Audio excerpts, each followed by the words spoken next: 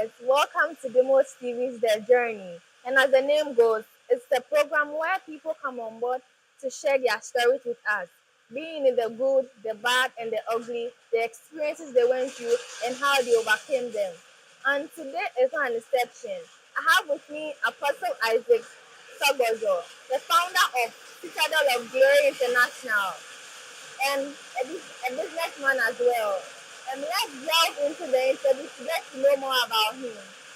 Welcome, Apostle. Thank you. Okay, so personally, I know you to be Apostle Sogodo, but I don't really have in-depth knowledge about you.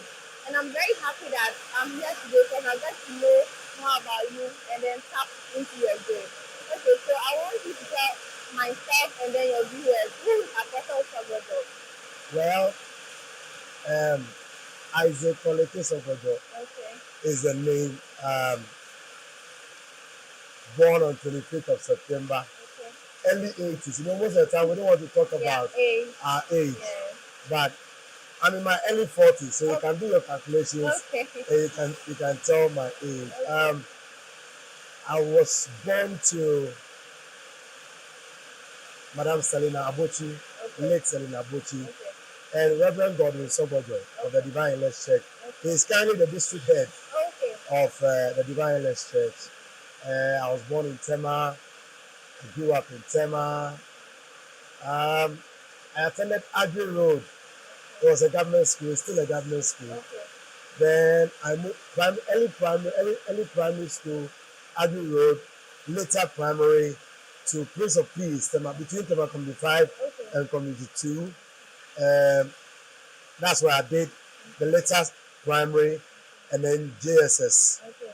Then went on to Ganata Secondary School. Okay. I pursued science. Wow. People say that science students were sharks. Yeah. So I pursued science. Okay. Then I didn't have a good experience in secondary school Okay. because, you know, my parents were divorced. Okay. And so you have to shuttle between going to your mom and going to your dad. Yeah. Mommy wanted me, daddy wanted me. So you are torn between the two. Yeah. And we did a few strange things Okay. as young people were growing.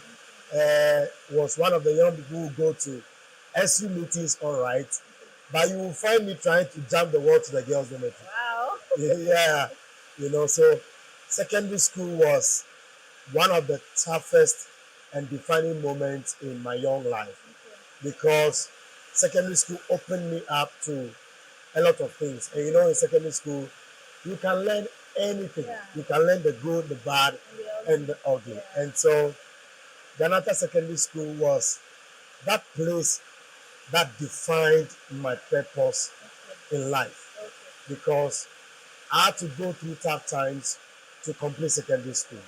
So, I completed secondary school, came back, and whilst I was in secondary school, I was playing volleyball. Okay. So I couldn't play football because I had a problem when I left league. Okay. So I played volleyball. After secondary school, I pursued volleyball for some time, left the country to South Africa, played professional volleyball for some time, came back to Ghana. Then I entered the university to do my first degree in education. I did a diploma in education. Then did my first degree in molecular biology. Wow. And this second degree in psychology. Wow. I Also, did yeah. psychology too. And then unfortunately, I wanted to go ahead and do my PhD, Okay. but I dropped out. I could not. I started all right, but because of a few challenges, I could not. Continue. And so it's just a short Wow. story of myself and my growing up. Okay. So, who was the first person to create an impression of God for you? I had many fathers and many mothers. Okay. I had people whom from day one took particular interest in my life. Okay. And they were very interested in what I do with my life and the progress I'll make in my life. Apart from my parents, so I'll come back to that of my parents. Okay. Apart from my parents, my maternal uncles, my mother's younger brothers, played a key role in my development because I grew up with my grandmother, and then my grandmother was closer to her children, and so my maternal uncles played a key role in my growth and development. You know, I grew up a hard boy. Okay. Yeah, very hard. When I say hard, I mean Very hard. There are places that adults will be afraid to go to. I can go there. Okay. I was not scared of anything. But I had uncles who were able to help me channel my energy rightly. Okay. They didn't teach me go to church, do this, do that, but they were strict on behavior. Okay. They were strict on being a responsible adult or being a responsible child. That will later translate into being a responsible adult. So my uncles were very strict on me, and their strictness is part of the information that formed who I became. Then my mother. Okay. My mother was the prophetess who never became. Yeah. Mommy was strict on prayer.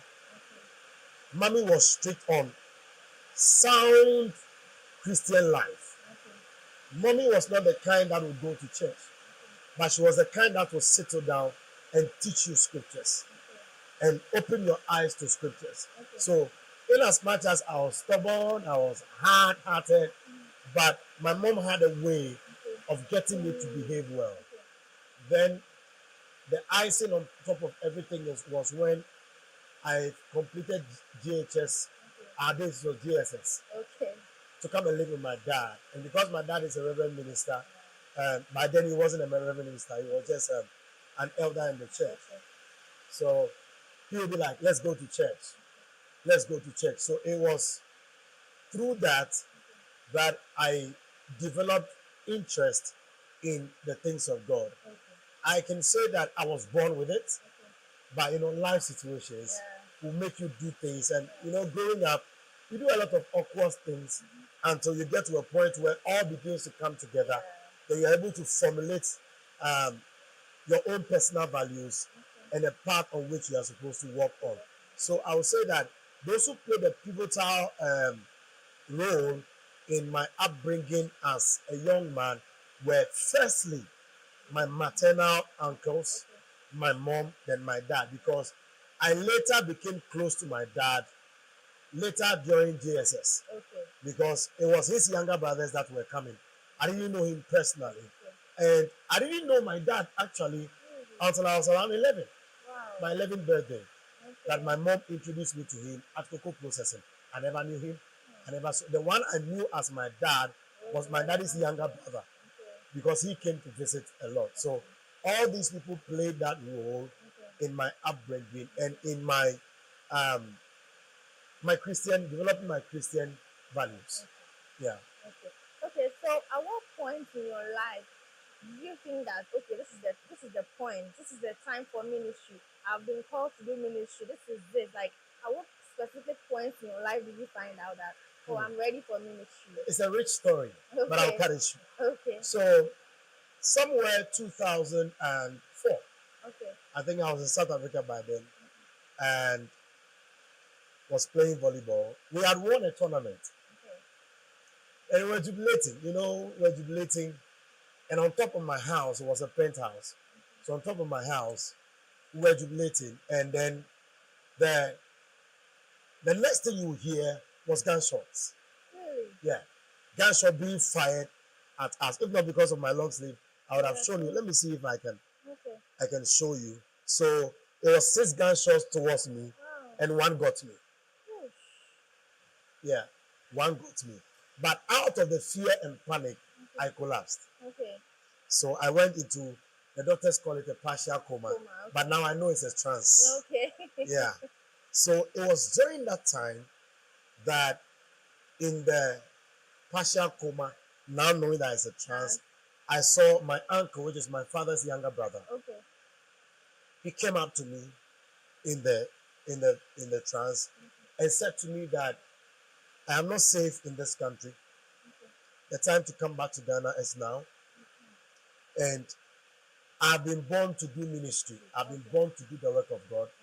And so the time to leave South Africa and come to Ghana is now in the vision. Okay. So the doctor said I woke up after 6 weeks. Okay. And during that period, they could hear me speak as if somebody I was speaking to, like physically. Okay. As if I was having a conversation Okay. with someone. And that was in the vision or in the coma, my uncle I was talking to. So Okay. throughout that 6 weeks, he comes to visit me every week. Okay. Now I know that it was not my uncle, but it was God Himself. Yeah. Because sometimes when God wants to speak to you in visions, He uses familiar faces. Yeah. The same way Satan uses familiar faces when he wants to cause trouble. Yeah. So I came out of the coma and they told me the story. Okay. I thought I was hallucinating. I thought I was going mad. Okay. So I contacted a psychologist who helped me understand that I wasn't going mad, but it was something beyond the natural I was experiencing. Okay. Then I met a man, bless his soul, Mr. Mokoina, Mr. Aaron Mokoina. He is late now, Okay. who adopted me as his son. And he was a man of God.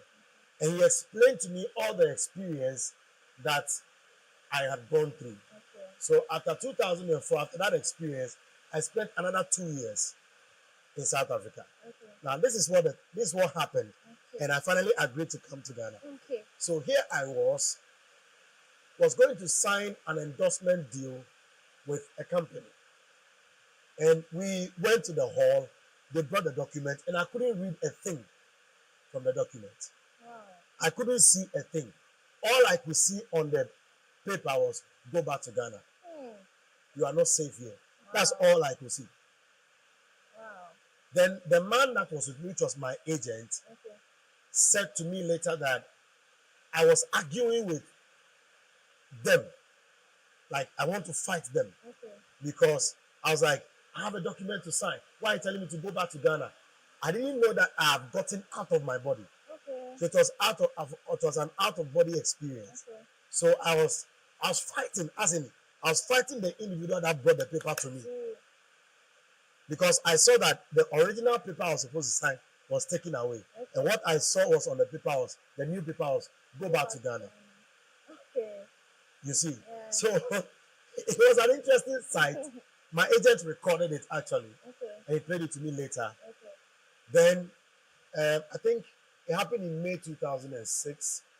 Then by April, May, June, July, I packed bag and baggage. Oh, going back to Ghana. Packed everything and go back to Ghana Okay. at 6:38 p.m. Wow. You remember the time? I remember very well. I will never forget. It was 19 July. Okay. And I came back to Ghana.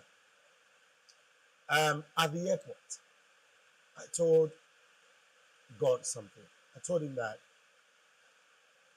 I was enjoying all the good things in life. And truly, I was enjoying all the good things in life. Okay. You asked me not to pick anything, not to take any money, no clothing. So I came to Ghana with 2 shirts and a trousers. I still have them. So at the airport, I made a covenant with God. Okay. That if this is what you say I am born for, and if this is what I am made for, show me the way to go. Okay. Show me what to do. Because I had no idea of what ministry is about. Okay. I admire people behind the pulpit. Mm-hmm. I admire seeing people singing, serving in the church. But I had no clue at all whatsoever of what ministry was about. Yeah. So then the Lord told me that I am your God. That was the first time I heard the voice of God, and I knew it was the voice of God. Okay. Because he used a familiar voice. Okay. He said, I am your God. I am the one sending you to do the work I've asked you to do. You will go through difficulties and you go through hard times. But watch this, I will be with you. Yeah. That was the key word. And he told me 3 things. He said, I will not prosper you with lottery. Okay. I will not prosper you with cheating. Okay. I will not prosper you with manipulating people and getting money from them. These are the 3 main things: lottery, cheating, and manipulation.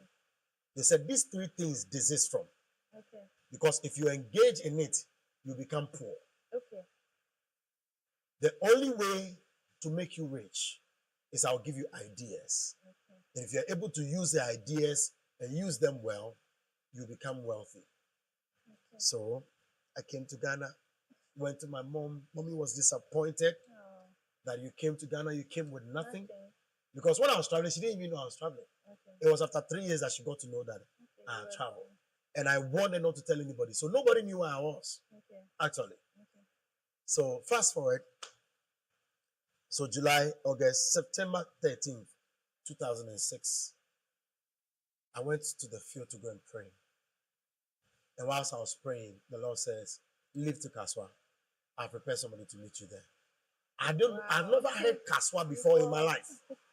What is Kaswa? So I had a Muslim friend. I asked, what's the meaning of Kaswa? He said, it's market. Okay. I said, okay. God says I should go to Kaswa. I said, I know Kaswa. I said, okay, fine. So how do I go to Kaswa? Okay. Then I used to work with an NGO called Family Health Foundation Okay. before I traveled out. Then I contacted the manager Okay. of Family Health Foundation, Mrs. Janet Okran. She's now a lecturer at Methodist University. Then she introduced me to someone, and the person took particular interest in me, Mrs. Charlotte Zansi. She taught me how to teach Calabash art those days. And then when an opportunity came, I was supposed to go and teach at Datus Committee 7. Okay. Then she says, no, there's an opportunity at Datus Kaswa. You see, Wow. you see the connection. Yeah. So you're going to go to Kaswa. Okay. So she arranged for me to attend an interview at the Datus headquarters in Dansoma, Okay. at Bubi Ashirada. Okay. So I went there, had the interview. The interview was just a formality. And then I was taken to Kaswa. The day I landed in Kaswa, a friend I held in South Africa met me at the station. Wow. Wow. Then he said, I had a dream about you 3 days ago, Wow. and I saw that you've come to Kaswa, and I was the one welcoming you. Today I was at home and I felt that you were going to come to Kaswa. So I came to wait at the station for you. Wow. Amazing. And he was the one the Lord said I was going to meet. Yeah. The Lord didn't give me a name, Yeah. but gave me a description of the person. Okay. Wow. And I remember that he's a friend I helped. Okay. So he took me in first before taking me to the Datu school in Kaswa. Okay. Then in Datu school, I met wonderful people. Reverend David Rich Paha, who is now the senior pastor of ICGC Discovery Temple in Kaswa. Okay. So it was him, Pastor Kingsley, Pastor Bright, and a few other people who were ministry minded. Okay. So I've come to learn this thing that when God has a purpose for you, Okay. He will bring you in the company of people who are like minded. Okay. God will not put you in the midst of people who will divert your attention from Him Okay. onto other things. Okay. So these were young men I met in Datus Kaswa Okay. that loved God, and they even knew ministry more than I did. Okay. So by being in their company, my eyes was open to what I'm actually supposed to do in ministry. Yeah. And guess what? They said one time school worship. Okay. And then I said, oh, let me lead worship today. So I sang. I sang with the students and I preached. Okay. Then Reverend Rich Paha said, you can sing. Okay, this evening I'm going to church. Let me take you. I'm going to introduce you to my pastor. Okay. And that's it. That was it. Wow. So I went to Wednesday evening service. He introduced me to the pastor. Okay. Next week, the following week, Wednesday, I was given the opportunity to sing. Wow. When I went to church, the people in church who were supposed to sing that day were not there. Wow. And pastor heard me sing. Wow. And he said, do worship. So I became a praise and worship leader after 1 week. Wow. Wow. So that's how ministry started for me. But even during that process, I didn't know what ministry was. I knew I loved God. I loved the things of God. But I didn't know it was ministry. Okay. What I knew about was I love doing the things of God, so I was doing it. So Reverend Ernest Obinmanfo of ICGC Transformation Temple saw that there is something about me that I don't know. So he started giving me opportunities, Okay. lead worship, lead worship. And this friends of mine also introduced me to the tapes of Dr. Mensa Otaman, Bishop Noel Jones, TDJs, Juanita Bynum, Kathleen Coleman, Benny Hill. So we could pick a car from Kaswa and come to Kaneshi and buy CDs of the preachings of this man of God and listen. So that's something very short. Amazing. Amazing. Okay, Apostle, please tell us about a difficult situation you were faced with and how you overcame it. A difficult situation you were faced with and how you overcame it. Difficult situation. There were many difficult situations. And then it was one of the most unfortunate experiences of my life as a pastor. Okay. And then I kept hearing rumors all around. And the rumor was that I was making sexual advances at her after paying her school fees for 4 years. Wow. I was hurt. I was disappointed. I was bruised. I was broken. I was devastated. Think of all the adjectives.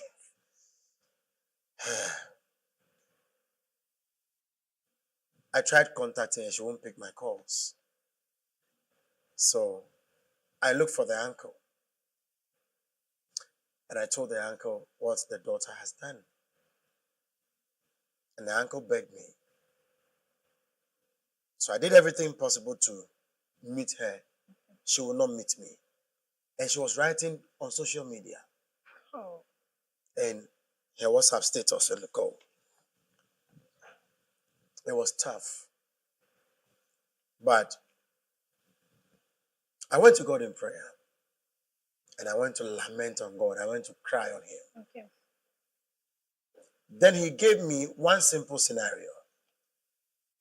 He said, when he took the people of Israel from Egypt on their journey to the promised land, when they got to the Red Sea and they could not cross, and they heard that Pharaoh's armies were advancing, they started cursing him, God. Yeah. Saying that are there no graves in Egypt? That God has brought us here to come and kill us. They murmured against him. But he still loved them. Those who murmured, he disciplined them and took the rest still to the promised land. Then he gave me another scenario. They wanted food. He gave them food. And after 2 days, they complained that they are tired of eating that food, which he has given them. Now they want meat. Then he told them that, I will give you the meat, but don't keep some for yourself. Okay. Don't keep some overnight. Eat whatever you catch that same day. Okay. Because he was trying to teach them that I am your God. I'm the one who will provide for you. Yeah. So don't keep some. And they kept some. In other words, they don't trust him, God. They don't trust in his ability to provide. Yeah. But what did he do? He overcame that pain with love. So go back and love this young lady and pray for her to succeed in life. Don't say any curse word on her. Yeah. But when she has succeeded, she will remember you. Okay. So unwillingly, I had to come and start praying for her, which I did. I prayed and I prayed and I prayed. Then I realized that the more I prayed for her, the more I loved her. Okay. The more I prayed for her, the more I wished her well. Okay. So now the thing changed from feeling pain to wanting her to succeed in life. Okay. So that was a difficult situation I went through. But I was able to overcome it by going to God to seek wisdom on how to deal with it. Okay. The second thing was the biggest betrayal of my life. Okay. At the point where I was hit with one of the greatest tragedies any young preacher can go through, people I thought would stand with me and love me and commiserate with me were doing that in the open, but in secret were spreading false rumors about me. It was so terrible such that when you go to town, fingers are pointed at you. And I sit with these people and share with them the pain I'm going through. And they are the ones to smile with me. And they are the ones to make me feel that everything is going to be okay. Yet they were the ones causing me the biggest of pain. Yet again, what did I do? You pay evil with good. You pay hatred with love. But this time around, God told me that because what was happening is that anytime I saw them, I had triggers of the bad memories I have with them. So God said, stay away from them. Give yourself a gap away from them so that you can heal. If not, you will suspect everybody. Because if you're not able to heal from the pain, you can't trust others to bring them closer to you. I preached a message this afternoon and I said that if we don't learn to forgive those who hurt us, we will close the doors to angels who are supposed to come into our lives. Sometimes those who hurt us don't even know that this is what they've done to us until we talk to them. So I do something I call advanced forgiveness. I forgive you in advance before you hurt me. And I see you as human who can hurt me. So when the hurt comes, I see it as part of the story. I must go through the hurt and the pain so that I can be able to forgive. So that's my strategy. It has been my strategy almost all my life, almost all throughout my adult life. I was that kind. I will pay you evil for evil. Oh yeah, my sister, I tell you, I was that kind who never forgave. And growing up, I was born in Tema. I was finished in Ashaiman. And when I'm fighting with you until there is blood, I don't stop. That was the kind of person I was until I met Jesus. Even after meeting Jesus, it took time.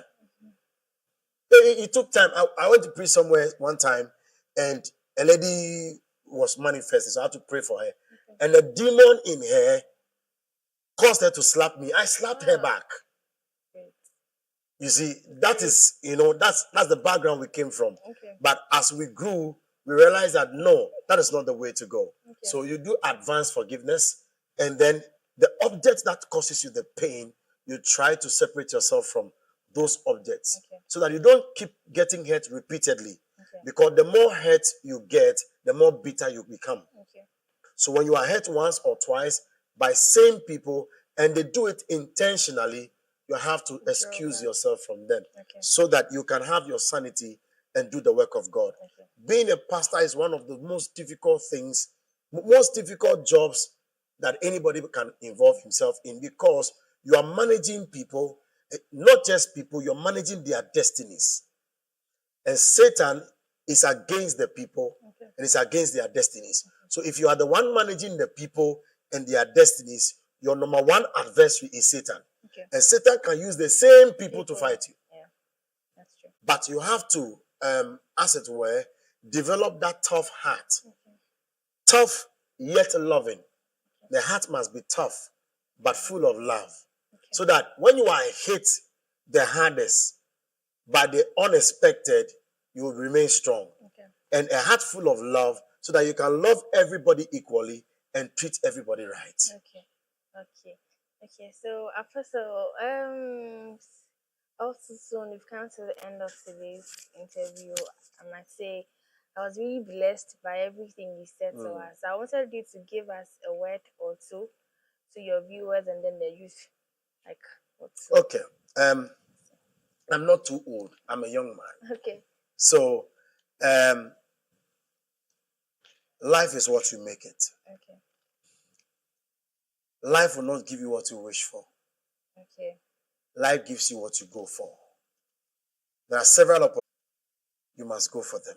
Okay. You must identify what suits you and what suits your destiny. Receive empowerment from God and go for them. Okay. Number 2, don't live life